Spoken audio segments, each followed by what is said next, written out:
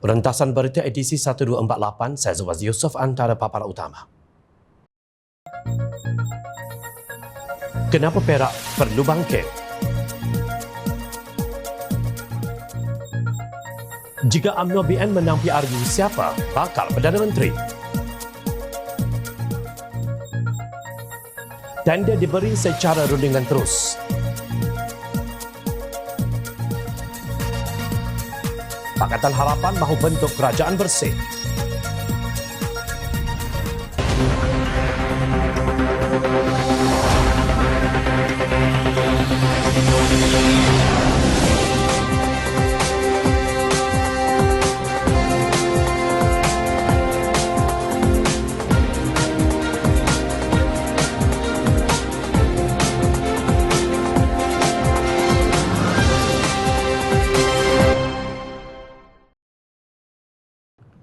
Assalamualaikum dan salam sejahtera.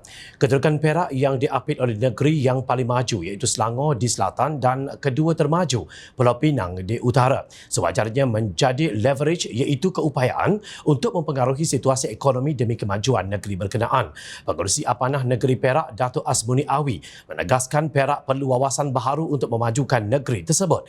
Perak perlu mempunyai satu pasukan kepimpinan yang mempunyai hala tuju yang jelas, berwawasan serta komited untuk menerajui negeri ini bagi melonjakkan ekonomi dan taraf hidup rakyat keseluruhannya, katanya dalam satu kenyataan. Menurut beliau, potensi besar yang ada di Perak dengan pelbagai hasil bumi dan kedudukan geografi yang strategik antara Selangor dan Pulau Pinang seharusnya menjadi kelebihan kepada Perak untuk berada seiring dengan kedua-dua negeri tersebut daripada segi pembangunan ekonomi rakyat. Melihat kepada pertumbuhan ekonomi yang agak perlahan pasca COVID-19, Perak perlu segera membawa wawasan ekonomi yang lebih agresif untuk menarik para pelabur di dalam dan luar negeri untuk melabur di negeri ini, ujarnya. Beliau melihat dua sektor yang perlu diberi perhatian dan diperkasa ialah sektor pelancongan dan pertanian. Perak berupaya untuk menjadi pemain utama dalam pelaksanaan dasar sekuriti makanan yang menjadi salah satu tumpuan utama di kebanyakan negara rentetan pelbagai krisis global yang berlaku sejak akhir-akhir ini. Pada masa yang sama, melalui wawasan baharu yang dikemukakan, Perak juga mampu menambah peluang pekerjaan, khususnya kepada golongan muda, jelas Asmuni. Beliau berkata inilah peluang yang harus diambil oleh rakyat Perak untuk merealisasikan impian menjadikan negeri tersebut maju seperti Pulau Pinang dan Selangor. Memandangkan Perak masih belum membentangkan belanjawan 2023, kami dalam Pakatan Harapan bersedia sepenuhnya untuk mengemukakan idea dan pelan yang terbaik untuk negeri Perak sekiranya diberikan mandat pada pilihan raya umum kali ini. Sudah tiba masanya Perak memacu sebagai sebuah negeri maju seiring dengan Selangor dan Pulau Pinang, dan limpahan kemakmuran ekonomi yang diperoleh akan mengalir kepada rakyat Perak, tegas beliau. Terdahulu Pengerusi Pakatan Harapan Negeri Datuk Seri Dr. Mujahid Yusof Rawa berkata Perak bertuah kerana Datuk Seri Anwar Ibrahim memilih Tambun sebagai pangkalan untuk perjuangannya. Beliau mengalu-alukan kedatangan Pengerusi Pakatan Harapan itu seiring dengan meletakkan beliau sebagai calon Perdana Menteri untuk rakyat Malaysia. Saya dan seluruh pimpinan PH Perak beriltizam untuk memastikan hasrat ini tercapai dengan sokongan padu rakyat Perak, ujar Mujahid. Menurut beliau, orang Perak belum lagi mendapat seorang Perdana Menteri dari negeri ini, walaupun Ahli Parlimen Bagan Datuk Seri Ahmad Zahid Hamidi pernah menjadi timbalan Perdana Menteri yang kini bergelut di mahkamah atas dakwaan pecah amanah dan salah guna kuasa. Tiba masanya orang Perak berbangga calon Perdana Menteri kali ini dari bumi bertuah Perak Darul Rizwan. Parlimen Tambun adalah lambang kepada menebus perbuatan khianat mandat rakyat dari penyandangnya. Tiba masanya Tambun dan seluruh parlimen bangkit menolak calon rasuah dan khianat dan memilih calon berintegriti dan berwibawa, tegasnya. Justru keputusan Anwar Ibrahim untuk bertanding di Parlimen Tambun hendaklah dilihat sebagai pemangkin untuk merangsang kemajuan Perak. Telah begitu lama negeri ini ditadbir oleh gerombolan yang tidak ada kompetensi untuk membawa kemajuan walaupun diberi peluang. Kali ini Allah Subhanahu Wa Taala memberi peluang itu sekali lagi untuk rakyat Perak membuat pilihan demi masa depan negeri dan negara. Ayuh Perak bangkit dari Tambun ke Putrajaya demi mencapai kemakmuran negara. Tidak pernah tercatat dalam sejarah mana-mana pilihan raya umum sebelum ini siapa Perdana Menteri UMNO BN menjadi persoalan. Tetapi keadaan ini berlaku pada pilihan raya umum ke-15 ini. Nama Datuk Seri Ismail Sabri Yaakob sebagai Perdana Menteri ke-10 tidak dapat dihayati oleh rakyat Malaysia. Sehinggakan pemimpin UMNO seperti Tan Sri Anwar Musa yang juga Ketua UMNO bahagian Ketireh mengeluarkan kenyataan bahawa BN perlu kekal dengan pendirian bahawa Ismail Sabri adalah Perdana Menteri jika memenangi pilihan raya umum ke-15. Sekiranya kita cukup kerusi parlimen untuk menubuhkan kerajaan, maka tiada calon kedua daripada UMNO melainkan hanya Ismail Sabri, calon tunggal dikemukakan parti, katanya di petik Sinar Harian Selasa lalu. Anwar berkata selain Ismail Sabri, sesiapa sahaja calon daripada UMNO yang dicalonkan untuk menjadi Perdana Menteri mesti ditolak selaras dengan keputusan diputuskan dalam Perhimpunan Agung UMNO. Jangan ubah-ubah, ini bukan masa hendak melawak beruk dan tidak dibuat main-main. Kita akan mendukung keputusan Perhimpunan Agung UMNO menamakan Ismail Sabri selaku calon Perdana Menteri, tegas beliau. Kenapa agaknya sampai begitu sekali Anwar perlu menegaskan kedudukan Ismail Sabri? Kenapa ramai tidak teruja dengan nama Ismail Sabri sebagai Perdana Menteri ke-10? Persoalan ini timbul berdasarkan 3 faktor utama. Pertama, poster boy UMNO BN yang diuak-uarkan akan menjadi Perdana Menteri jika gabungan itu memenangi pilihan raya umum ke-15 ialah Datuk Seri Ismail Sabri Yaakob. Kedudukan beliau dalam UMNO hanyalah sebagai naib Presiden UMNO, sedangkan Presidennya Datuk Seri Ahmad Zahid Hamidi dan timbalannya Datuk Seri Mohamad Hassan. Ismail Sabri hanya boleh menjadi Presiden UMNO jika beliau mencabar penyandangnya pada pemilihan UMNO yang dijangka akan diadakan selepas pilihan raya umum nanti. Kedua, Zahid telah memancung pemimpin UMNO yang dilihat sebagai penyokong Ismail Sabri, antaranya Anwar Musa sendiri, selain Datuk Seri Syahidan Kasim dan Tan Sri Noh Omar, dengan memancung penyokong kedudukan Ismail Sabri semakin lemah. Dan yang ketiga, timbalan Presiden UMNO Datuk Seri Mohamad Hassan merebut kerusi Selamat Rembau untuk bertanding bagi menempatkan beliau sebagai ahli parlimen. Kalau Barisan Nasional menang pilihan raya umum ke-15, takkan Mohamad nak jadi BN backbencher sahaja. Sedangkan jika beliau jadi timbalan Perdana Menteri kepada naib Presiden UMNO, tidakkah ia sesuatu yang memalukan dalam negara ini yang mengamalkan sistem demokrasi berparlimen dan raja berperlembagaan? Tiada jawatan yang lebih tinggi dalam badan eksekutif di negara ini selain ketua eksekutif, iaitu Perdana Menteri. Maka jika timbul naratif undi calon UMNO BN, maknanya undi Ahmad Zahid sebagai Perdana Menteri adalah didorong oleh perbuatan Presiden UMNO itu sendiri. Justru bagaimana hendak menyelesaikan situasi yang janggal ini? Hanya ada satu cara sahaja, elakkan kecelaruan politik ini dengan tidak memberi kemenangan kepada mereka yang menjadi pencetusnya. Dalam hubungan ini, Pakatan Harapan sangat konsisten. Siapa yang akan menerajui negara jika ia memenangi pilihan raya umum akan datang? Datuk Seri Anwar Ibrahim jauh lebih berwibawa berbanding Ismail Sabri, Ahmad Zahid maupun pengerusi Perikatan Nasional Tan Sri Mahyadin Mat Yassin. Jangan lupa dasar kesihatan yang cacar marba selepas langkah Sheraton pada hujung Februari 2020 sehingga lebih 30,000 tumpas disebabkan serangan COVID-19. Beratus ribu hilang pekerjaan kerana perintah kawalan pergerakan PKP, rakyat kelaparan sehingga mengangkat bendera putih dan ratusan membunuh diri. Bagaimanapun, di sebalik keadaan yang tidak menentu ini, rakyat Malaysia masih ada harapan dan pilihan. Kita boleh mengubahnya. Timbalan Presiden Keadilan Rafizi Ramli mempertahankan kenyataannya berhubung penganugerahan projek tebatan banjir yang bernilai RM2 bilion oleh Kementerian Alam Sekitar dan Air KASA yang katanya telah diberikan kepada Mangkubumi Senia Berhad. Rafizi mendakwa syarikat tersebut kini berhadapan dengan pelbagai masalah termasuk hutang yang tidak dibayar, tindakan muflis dan teguran daripada Ketua Audit Negara. Dia berkata jawapan Menteri Alam Sekitar dan Air Datuk Seri Tuan Ibrahim Tuan Man yang simplistik bahawa sesiapa yang mempunyai masalah dengan projek itu perlu membuat laporan kepada Suruhanjaya Pencegahan Rasuah Malaysia SPRM adalah melucukan. Menurut Rafizi, beliau telah membuat pelbagai laporan kepada SPRM tetapi tiada apa yang dilakukan selain mengklasifikasikannya sebagai NFA, iaitu tiada tindakan lanjut. Katanya kemarahan orang ramai membawa kepada pendedahan skandal tersebut oleh whistleblower. Jawapan Tuan Ibrahim bahawa saya perlu membuat laporan kepada kepada SPRM adalah jawapan yang akan diberikan UMNO, sindirnya dalam satu kenyataan media pagi tadi. Sebelum ini, Rafizi mendakwa kementerian yang dipimpin Timbalan Presiden PAS ini telah menganugerahkan satu tender yang bernilai RM578.6 juta kepada Mangkubumi Sdn Bhd untuk kerja-kerja menaik taraf kolam tempatan banjir Kerubung Durian Tunggal secara tender terhad atau selektif di bawah program Jana Wibawa yang diumumkan sendiri oleh bekas Perdana Menteri Datuk Seri Ismail Sabri Yaakob.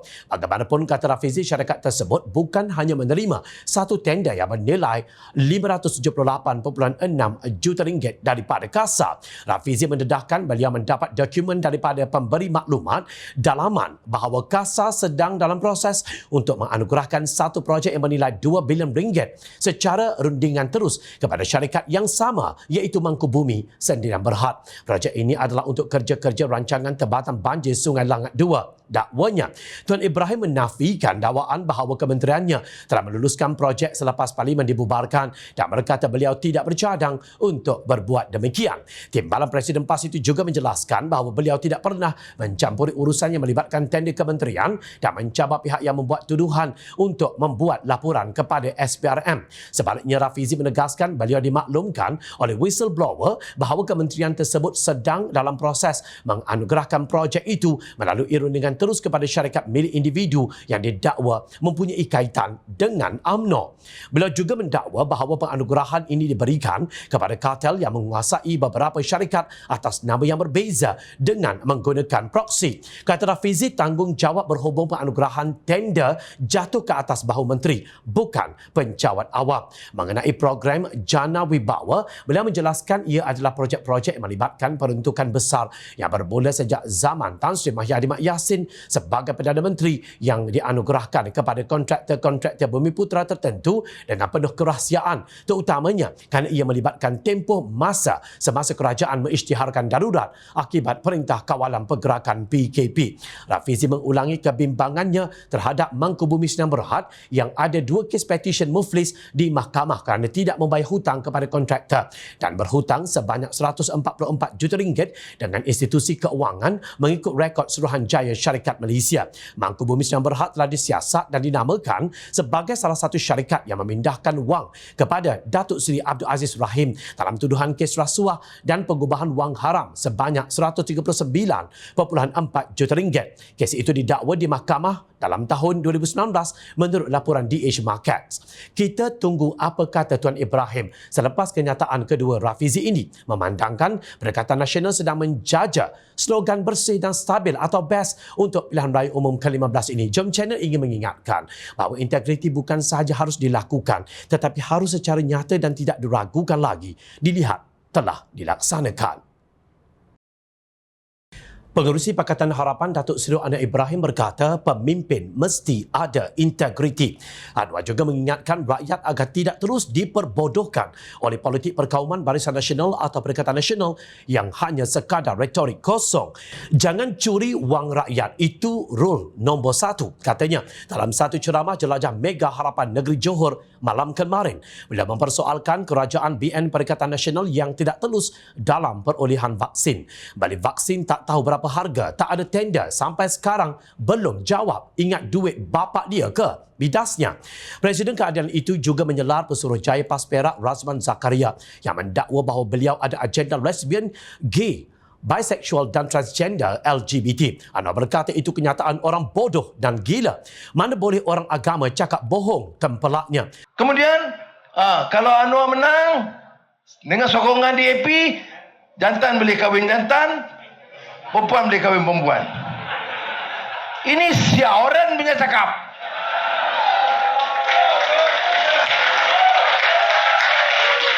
Ya, pandi kuti. Mana boleh? You orang agama. You tak boleh cakap bohong. Anwar menyarankan jika lantik ketua pasukan, mesti orang yang berani, orang yang bersih, tidak boleh cincai seperti MCA. Beliau juga menyindir tindakan Kementerian Kesihatan yang gagal sehingga lebih 30,000 meninggal dunia. Kemudian mendabik dada kononnya sudah berjaya. Berjaya apa? Berjaya siapkan tempat untuk orang mati, sindirnya. Okey, dia dengar Khairi cakap, dia ikut semua. Kemudian, meninggal dunia, mati COVID paling tinggi nisbah penduduk di dunia. Sekarang cakap macam hero. Saya dah berjaya. Berjaya apa? Berjaya siapkan tempat orang mati. Pada masa yang sama, Anwar mengkritik Presiden PAS Tan Sri Abdul Hadi Awang dan Presiden Bersatu Tan Sri Mahyadi Mat Yassin yang kerap ponteng sesi persidangan di Parlimen tetapi masih mahu bertanding dalam pilihan raya. Sementara itu, Setiausaha Agong DAP Anthony Lok Siu Fok menyeru penyokong Pakatan Harapan memastikan kerusi-kerusi pemimpin UMNO ditumbangkan pada 19 November ini. Kita kena menang 112 kerusi dan Johor sangat penting, katanya dalam ceramah tersebut. Anthony Lok mahu Pakatan Harapan mengekalkan 18 kerusi Parlimen yang disumbangkan Johor dalam pilihan raya umum ke-14 lalu dan seboleh-bolehnya angka itu bertambah pada pilihan raya umum ke-15. Kali ini di negeri Johor, kita memainkan peranan penting. Johor menyumbangkan 18 kerusi kepada PH pada PIU lepas. Kali ini tak boleh kurang. Kalau kita nak sampai Putrajaya, yang kita sekarang ini sikit lagi saja, dan memang dah boleh pecut dah, tinggal sedikit lagi saja. Jangan kita pula kalah kerusi di negeri Johor. Yang kita sudah menang punya, pertahankan. Pulai kita menang, pertahankan. Kulai kita dah menang, pertahankan. Segamat pernah kita menang, pertahankan. Batu Pahat menang, kita pertahankan. Johor Bahru, Ledang, Tebrau, ini kerusi-kerusi dah kita menang, kita kena pertahankan.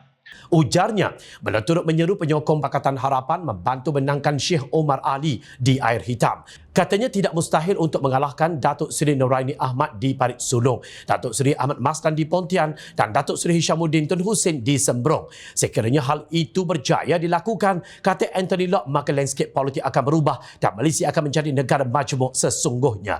Kita perjuangkan politik pelbagai kaum, politik majmuk. Itu yang kita sebut bahawa kita nak lihat politik baharu. Kalau Anwar nak jadi PM, dah lama dia jadi PM. Masa saya di sekolah menengah, Anwar sudah nak jadi Perdana Menteri. 20 tahun dipecat, keluar UMNO. Dia perjuangkan politik pelbagai kaum. Nak yakinkan orang Melayu bukan mudah. Saya selut kepada Anwar. Dia pernah dipenjara 11 tahun, diaibkan, naik mahkamah, dipisah dengan isteri dan anak. Tetapi beliau tidak putus asa. Anwar satu-satunya pemimpin tidak putus asa nak melihat politik pelbagai kaum. Kita terima kepimpinan Melayu kerana majoriti orang Melayu itu tak jadi pertikaian. Cuma kita nak lihat sebuah kerajaan yang mengiktiraf negara ini majmuk. Semua rakyat ada haknya dalam negara, katanya. Adalah amat memalukan apabila pemimpin Islam sering ponteng untuk menyempurnakan amanah di Dewan Rakyat tetapi masih bernafsu untuk menjadi wakil rakyat. Siapakah yang mereka wakili jika tidak hadir dalam sesi perbahasan di Parlimen? Sedangkan penggubal undang-undang ini adalah tugas utama wakil rakyat. Ingat, pengundi mahu wakil rakyat yang bertanggungjawab. Jangan sesekali lupa, rakyat sentiasa memerhati. Teruskan bersama kami di Jom Channel dan layar reporter jomchannel.net untuk mendapatkan berita politik tanah air. Saya Zawazi Yusof. Assalamualaikum dan salam sejahtera. Jumpa lagi.